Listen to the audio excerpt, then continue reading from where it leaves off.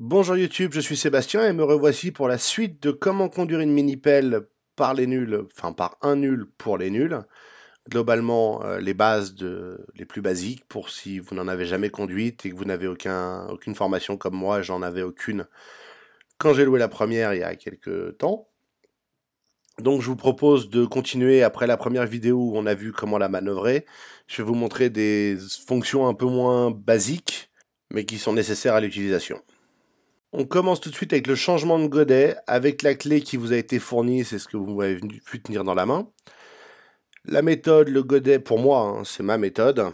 Le godet pendu vers le bas, on met la clé dans l'espèce d'orifice qui se trouve là. On met pas ses pieds en dessous, évidemment, par sécurité. Et ça le libère quand on tire dessus. Il faut tirer fermement. Hein. À ne pas faire avec un godet plein, évidemment. Vous pouvez voir que la météo est devenue charmante pour ce passage de la vidéo. Sachant que tout a été filmé sur 3 jours, c'est assez charmant la météo. Et à ce moment-là, je vais relever entièrement à droite le joystick qui permet de lever le godet, d'ouvrir le godet et ensuite baisser le bras et le ramener, le bras avant. Et ensuite, la même dans l'autre sens, en venant par en dessous avec les crochets, je vais soulever le nouveau godet, arriver à bien l'encastrer. Une fois qu'il est bien dedans, je vais faire comme si je voulais fermer le godet en un seul mouvement fluide. Et quelques mouvements comme ça pour enclencher ce qu'on a déverrouillé de l'autre côté. Et vérifier que c'est bien dedans en l'ouvrant à nouveau, ça bouge plus. Donc je suis entre guillemets satisfait. Mais par sécurité, je vais quand même aller vérifier. Ça se passe pas aussi fluidement les premières fois, hein. Vous risquez de faire tomber le godet une fois ou deux. Mais vous pouvez voir que là, c'est bien emmanché. C'est difficile à vous montrer, mais il y a un loquet à l'intérieur sur le godet, dans lequel ce truc qui pivote se prend. Et voilà, sous un temps charmant, un godet changé. On continue avec une fonction très utile et nécessaire, le graissage. Donc on ouvre le capot arrière avec le petit loquet comme un capot de voiture et on trouve un joli schéma qui vous montre les points de graissage avec un chiffre dans un rond. Ce chiffre vous donne le nombre d'heures. Donc il y en a à 10 heures, il y en a à 50 heures. Ça peut varier selon les machines. Donc quand vous avez fait une dizaine d'heures ou tous les soirs ou tous les matins, c'est au choix, on va faire le graissage. Je vous en montre un pour le principe, c'est plus facile à faire à deux mains et sans la caméra. Donc voilà, je vais tenir la caméra avec mes dents, c'est génial. On emmanche le graisseur dessus et on pompe de la graisse, hein, c'est de la graisse classique, jusqu'à ce que ça déborde. Alors je l'ai déjà fait en l'occurrence, là je le fais juste pour la vidéo. Mais le principe c'est celui-là et vous faites tous les points de graissage qui sont indiqués. N'achetez pas ce mini graisseur, il est naze, achetez-en un gros traditionnel. Idéalement, il en faudrait un qui est directement sur une cartouche de graisse, ce serait quand même beaucoup plus simple. Mais c'est plus cher. Bref, vous graissez jusqu'à ce que ça déborde de graisse, et à ce moment-là, vous considérez que le job est fait. Procédure suivante, un peu amusante et un petit peu inquiétante la première fois, on va voir comment ouvrir ou fermer les chenilles, puisqu'elles sont rétractables sur cette pelleteuse, ce qui permet de la réduire à moins d'un mètre de large pour passer dans un endroit étroit. Donc la méthode, c'est régime moteur monté, de baisser la lame jusqu'à soulever l'avant de la pelleteuse. Ensuite, on pivote entièrement le bras, enfin la cabine hein, avec la pelle, et puis on pose la pelle au sol, en l'écartant un petit peu de la pelleteuse, mais pas trop. Et on baisse le premier bras le plus proche de la cabine jusqu'à se retrouver complètement en l'air. Là, on inverse le commutateur, et avec le levier qui permet de manœuvrer la lame, on peut aussi écarter les chenilles. Vous les voyez, elles ressortent. Si je tire, elles vont rentrer. Il faut bien vérifier que les deux soient rentrés. Et quand je pousse, elles sortent. Vérifier que les deux soient sortis de la même manière depuis la pelleteuse. Et ensuite, on redescend délicatement le bras. Enfin, on remonte le bras. Et puis, on commute et on peut redescendre la lame. Et à partir de là, vous pouvez repivoter à nouveau et reprendre vos habitudes. Procédure simple, je me suis aperçu quand même que les chenilles avaient tendance à rentrer un petit peu avec l'utilisation. Peut-être une valve un peu fatiguée, je ne sais pas. à vérifier et à surveiller. Pour le plaisir, je vous la refais depuis l'extérieur de la pelleteuse, hein. Donc lame posée par terre, on pivote, bras posés par terre, on lève l'avant avec la lame et le bras et on lève les chenilles du sol, on commute et on peut les rentrer ou les sortir à nouveau ou les réécarter si elles sont un peu rentrées avec l'utilisation. On redescend délicatement, on recommute dans l'autre sens pour pouvoir relever la lame et on a fini l'opération. On repivote de l'autre côté et on peut à nouveau recommencer à travailler. Il vaut mieux avoir les chenilles écartées quand on travaille puisque c'est plus stable que si elles étaient rentrées. Et enfin, pour finir, le plein d'essence. Ça peut sembler idiot, mais j'ai eu besoin de faire le plein quasiment pas tous les jours, mais un jour plus 2 heures globalement. Donc j'ai fait 2 fois le plein, plus quand je l'aurais rendu quand j'avais fini. Donc là aussi, on ouvre le capot arrière avec le loquet qui se trouve sur la gauche, en le tirant vers l'arrière pour le lever. On ouvre le robinet.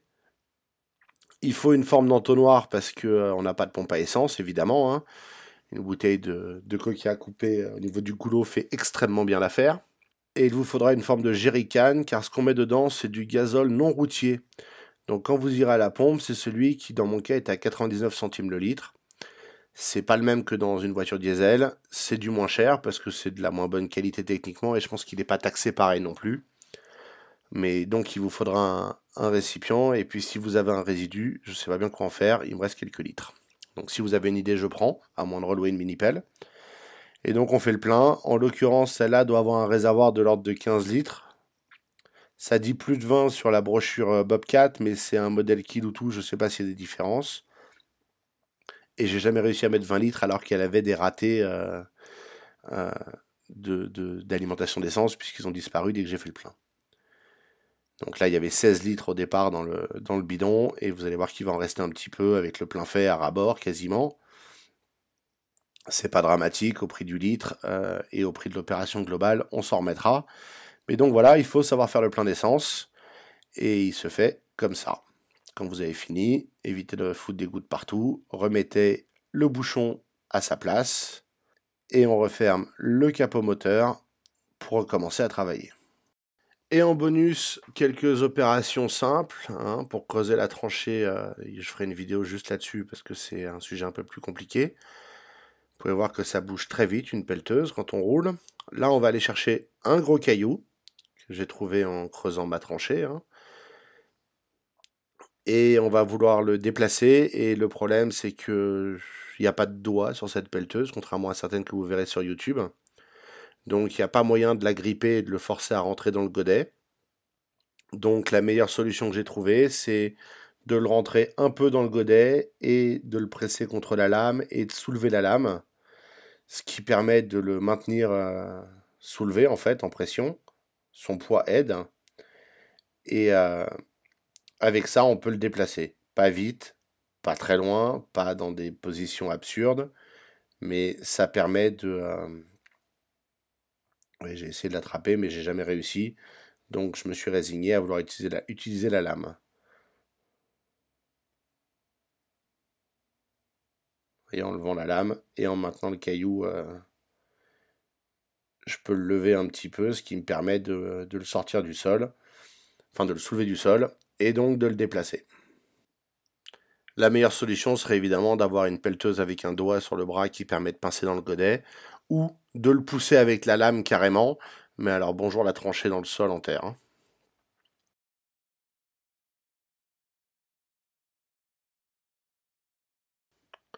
Opération suivante, on va aller chercher un peu de sable, il m'en faut dans la tranchée, enfin aux extrémités de la tranchée. Donc je vous propose d'aller pelleter un peu de sable avec moi.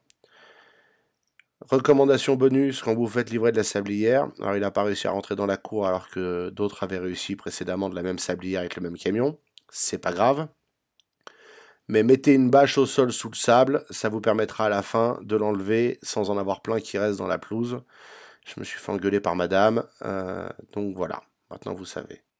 Et donc pour ramasser du sable, c'est la même procédure que quand on creuse dans le sol, hein. On ramène le godet au fur et à mesure en le repliant et en relevant les bras pouvez voir que je le fais 2 fois pour le plaisir. Et aussi pour m'assurer d'avoir un godet bien rempli. Bon, là, c'est pas le cas, mais c'est pas grave. On va recommencer. Ne jamais s'énerver, toujours être patient. Et ne jamais aller trop vite. Voilà, j'ai du sable. Donc maintenant, je vais ramener le bras à moi en maintenant le godet autant que possible à l'horizontale. Puisque je ne veux pas me déplacer avec le bras étendu. D'autant plus que là maintenant, je vais relever la lame. Et que je vais aller promener tout ce petit monde. Vous pouvez voir que j'ai relevé un peu plus le bras parce que le godet était très près de la lame. Et comme tout ceci a un peu de jeu et que la pelleteuse est loin d'être neuve, même si elle a même pas 2000 heures, tous les pions ont un peu de jeu, donc je préfère maintenir des distances de sécurité entre les différents éléments. Là encore, c'est pas la bonne machine pour faire ça parce que c'est lent. Hein. Je vous le passe en accéléré, mais ça reste très lent. Mais ça permet de le faire si vous ne voulez louer qu'une seule machine, comme c'était mon cas.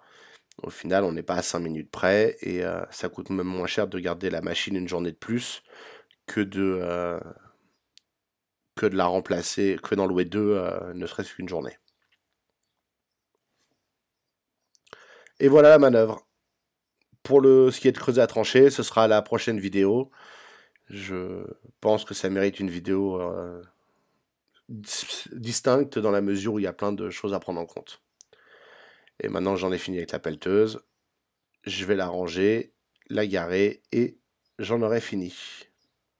Merci d'avoir suivi cette vidéo. Maintenant que vous savez conduire une pelleteuse, j'espère que vous allez vous abonner et que vous allez liker cette vidéo. Et puis si vous avez des questions et des remarques, les commentaires sont là pour ça.